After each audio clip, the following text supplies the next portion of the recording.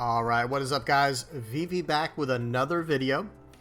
And today we're going to be talking about a Trafalgar Law deck, but not red-green, not from OP-03 currently, but this is from OP-04. And it's technically from the ST-10 three-captain set. I have talked about these leaders. There's three leaders that come in this ultimate deck captain, three-captain set. Excuse me. It's Trafalgar Law, Eustace Captain Kidd, and Luffy.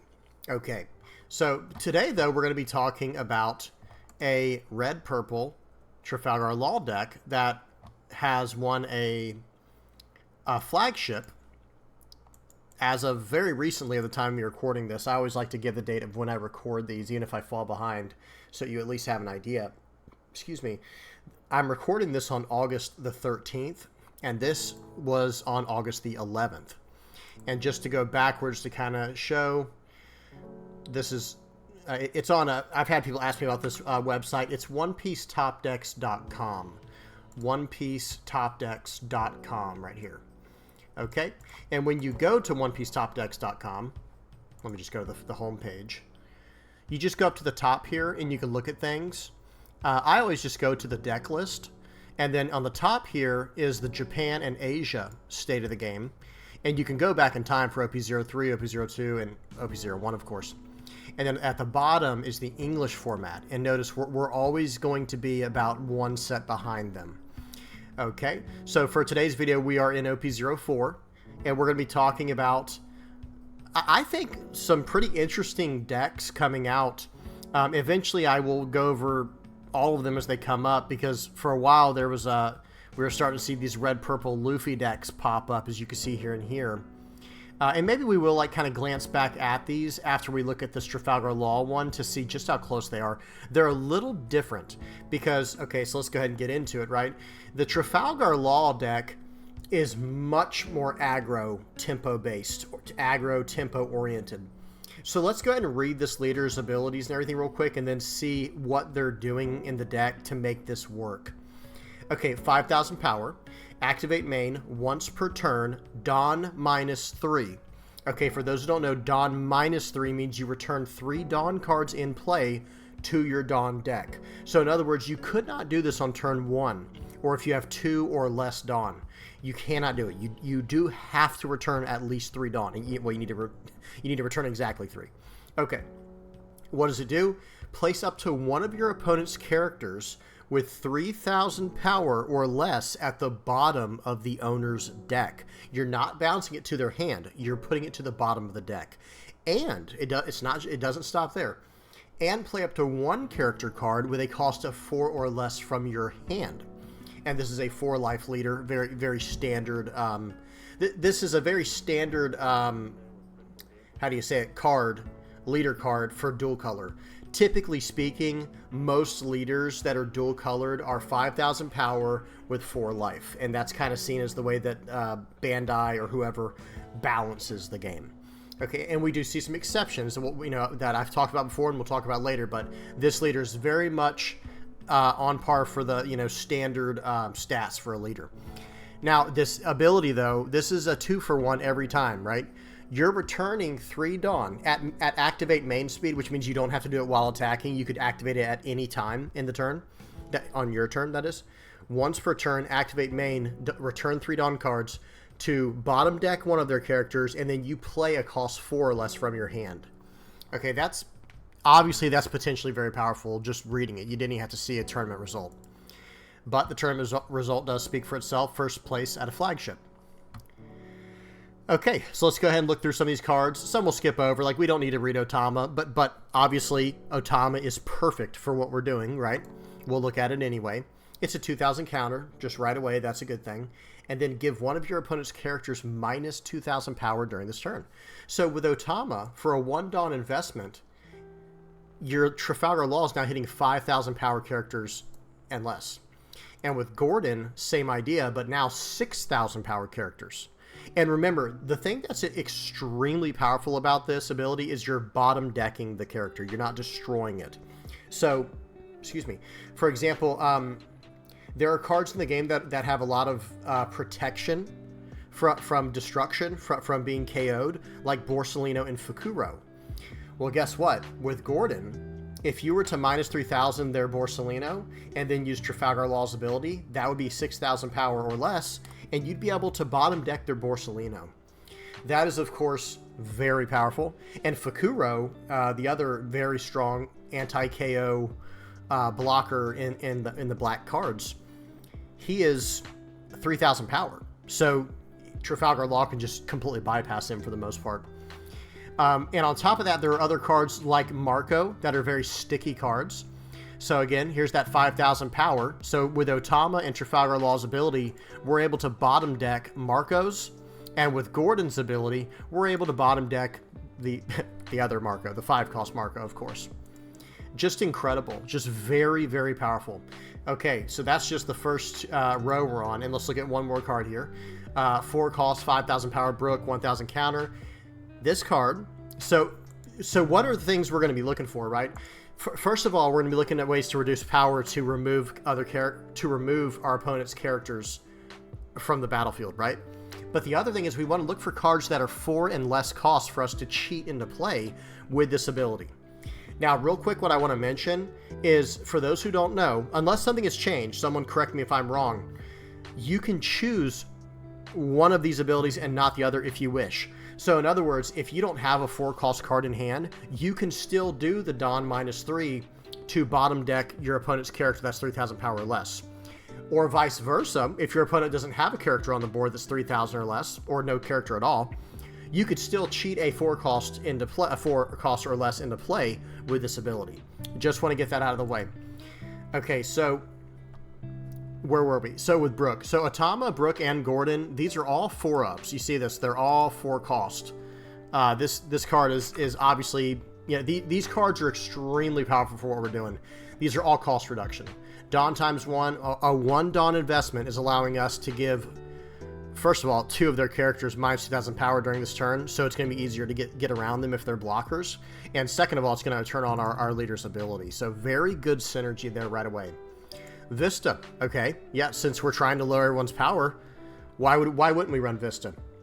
Especially with a card like Brook, if we can actually put 2 cards under at 3,000 power or lower, we could Trafalgar Law, leader ability, bottom decking one of the 3,000 power cards, and then playing Vista from hand, KOing the other 3,000 power or less card. So that is a lot of tempo being generated. That is extremely, extremely powerful there. Okay, and they're running Portgas Ace, which is interesting. You usually only see this in Whitebeard Pirates, but it's important to know that you still get the on-play effect from Portgas Ace, even if you're not Whitebeard. Here's the on-play ability. Give up to 2 of your opponent's characters minus 3,000 power during this turn. Then, if your leader has Whitebeard Pirates in its types, this character gains Rush during this turn. So you're giving up Rush, which is not a big deal, because just so everyone is clear, Trafalgar Law is just Heart Pirates. Okay, he's just a Heart Pirates type. So you do not get to Rush with Ace in this deck. But you're giving 2 characters minus 3,000 power during the turn, and you're playing a 7-cost, 7,000 power body. Okay, so again, very good synergy. I don't need to talk much about Marco, the 2 Marcos. They're just extremely good. There's not a lot of events in this deck to trash to keep this Marco alive. But I guess the idea is you're generating so much tempo, they're not going to have a lot to deal with it, right? You probably want most of your games to end around turn 5 or 6, or then you start entering the late game where you're going to struggle a little bit. And as a way to cheat into the late game, I got to read this card real quick. Trafalgar Law, 4 cost, 5,000 power, 1,000 counter blocker. This is your Borsalino stat line. This is your Boa Hancock stat line. The 4 cost, 5,000 power blocker with 1,000 counter. On play, return 1 Dawn card to your Dawn deck, so Dawn -1. If your opponent has 7 or more cards in their hand, trash 2 cards from your opponent's hand. Okay, so this is like I don't even want to say a mini Isho. It's actually just a 4-cost cheaper version of Isho. They just have to have 7 cards instead of only 6. I think this card's incredible, and has blocker and has 1k counter. I think this card's incredible. Very solid. What else? So this is going to help you not have to get into the late game because you're removing potential answers from their hand early instead of letting them build up to it. So we went over that. Ezo. So we got a searcher in the deck. 1 cost, 2,000 power, 1,000 counter searcher. And it looks at the top 5 cards to reveal a card that's Whitebeard Pirates in its type, other than Ezo. So it can be a character or event that's Whitebeard Pirates. Okay. We already, like I said, now the Marco one, it's going to be easier to save your Marco blocker, which I guess is more important, right? I guess that's technically more important than saving the KO Marco, because if you need the defense, this is that's probably going to be a higher priority, because you can always just turn this guy sideways if you need the attacker, and he's only 1,000 power lower than your standard Marco here. And you could technically discard a Marco to save a Marco, right? You may trash 1 card from your hand with Whitebeard Pirates and its types, and then if you have 2 or less life cards, of course. Okay, very nice. Okay, let's keep going. Shachi and Penguin, or however you say that. 4 costs, 5,000 power, 2,000 counters, the big deal here. But in a deck like this, if you see that you're about to go all in on offense, you can just say, you know what? I'm not going to need all the counters. My opponent's about to blow through all their counters. Let me just keep the pressure on. And look at this effect, this on-play effect.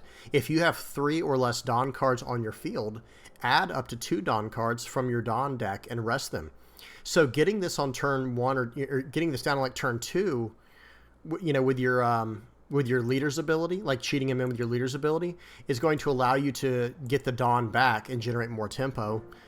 And, later in the game, when this on-play effect is dead, you could just use it for a 2,000 power. So all around, this deck so far is extremely well made. It's all adding up. It's all lining up. Very well made deck so far. Almost done. Let's get through it. Next up, we got Beppo. This is a 4 cost, 5,000 power. Excuse me. Heart Pirates Minx character. 1,000 counter. It has an on-play and a when attacking. So it has, this can happen when you play it or when you're attacking. If your opponent has more Dawn cards on their field than you, add up to 1 Dawn card from your Dawn deck and rest it.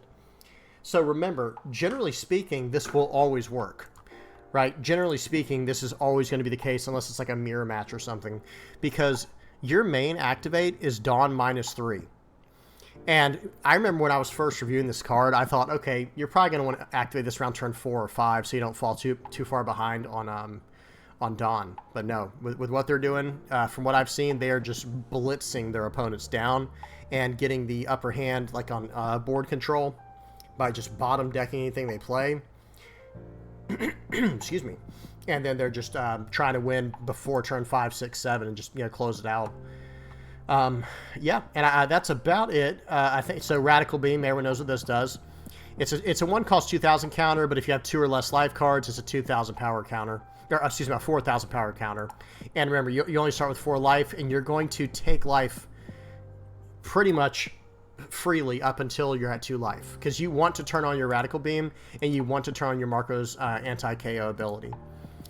So you're going to want to go down to 2 immediately, and then kind of try to stay there as best as you can, not go too low, because you have no way of generating life. The trigger is your leader or one of your characters gains plus 1,000 power during this turn. Typically, that wouldn't matter.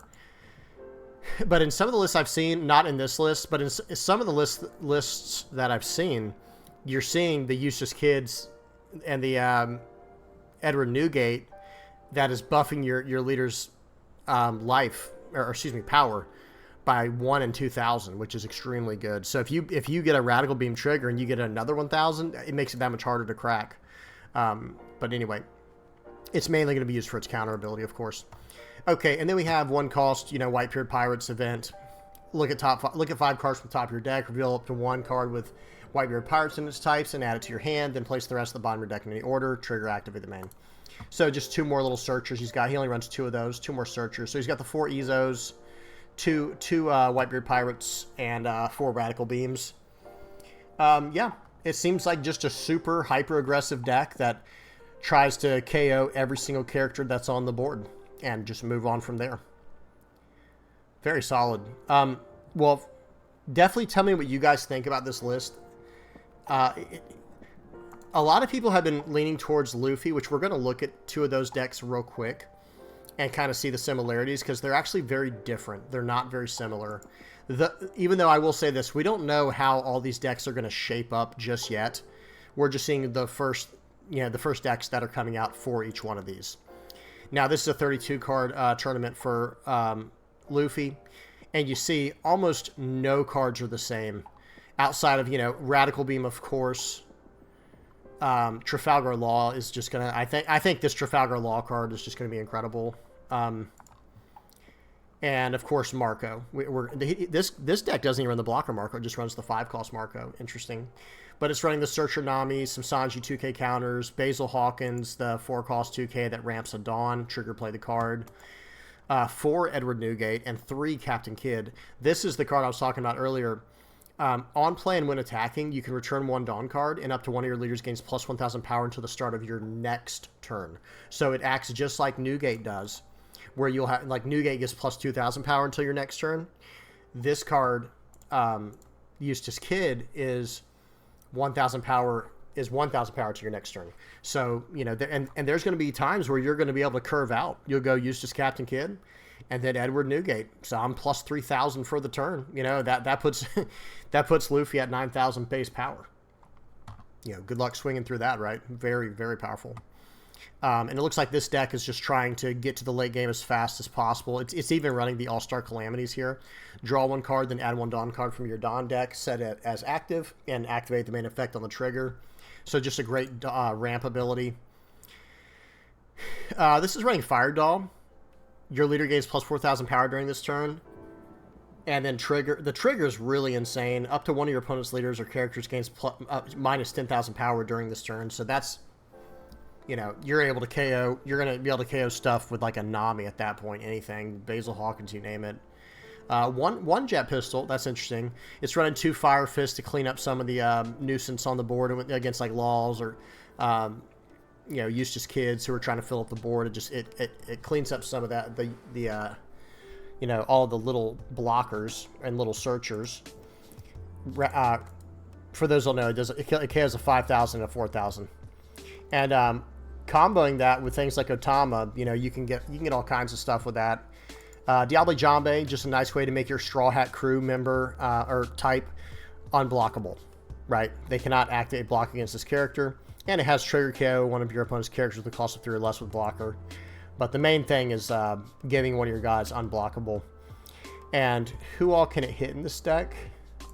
It can hit the leader, of course, but yeah, that's probably the main. It can technically hit Nami or Sanji. Well, it also can hit this one. No, that's a 10 cost. Well, yeah, I guess for the next turn if it survives somehow. But he takes care of blockers by himself. Anyway, it's probably for the leader mainly. Because if you have Captain Kidd down, you're going to be swinging for 7,000 easy. 1 cost investment. Now he's unblockable. Hydra. This is 1 cost, Dawn -1. Give up to one of your opponent's characters minus 2,000 power during this turn. And then it has, if your opponent has 6 or more Dawn cards, your opponent returns 1 of their Dawn cards to their Dawn deck. So it's kind of like Dawn manipulation on the trigger, but probably not something you're going to go for. It's more for the main effect. So then they're stabilizing with Queen. Yeah, pretty straightforward. Pretty straightforward for the Luffy list. You could tell it's more geared towards ramping into the late game. Let's look at this one real quick as well. And then we'll go back to the Trafalgar Law deck. Yeah, we got some blockers. X-Drake, 2K counter. Shanks, Edward Newgate. So instead of running the 10 cost Luffy, this is running the 9 cost Shanks. I kind of like that better, to be honest. That's just me though. Yeah, everything else is pretty straightforward. Now they are running this all Sunday in this list, and Ulti Mortar and Jet Gatling. So Ulti Mortar is your leader or one of your characters gains plus 2,000 power during this battle. Then draw 1 card. Nice little 2K counter draw card. And this is a 0 cost, just trash a card to gain plus 3,000 power during this battle. And it has a trigger, add up to 1 Dawn card for your Dawn deck and set as active. Oh yeah, the Ulti Mortar had the same thing. Add 1 Dawn card from your Dawn deck and set as active. Miss All Sunday, we already kind of talked about. Basil Hawkins. I mean, realistically, a deck like this is hoping they hit these triggers in the life and then play them whenever they get them so they can ramp Dawn as fast as possible to just get straight to Edward Newgates, where you're just playing Edward Newgates. Yeah, very cool. And then it's stabilizing with Queen like the other deck was. and Trafalgar Law, just decent blockers, and just big leader stats with Eustace, Captain Kidd, and Edward Newgates, making your leaders power huge. Okay, so that's about it. That's it for the new red-purple stuff. No Eustace, Captain Kidd yet for the leader. I'm anxious to see if any of those make it, because I had a really good feeling about that leader, but we'll have to see. The format might be too fast. You know how things get. But I do hope to see at least a few Eustace Captain Kidds that pop out. But okay, all right, that's about it, guys. If you got any comments, please leave them in the comment section below. Anything I might have missed, anything I might have messed up on, help me out. I make mistakes. I'm not perfect. And please leave a like and a subscribe. Hope you guys enjoyed. And until next time, guys, peace.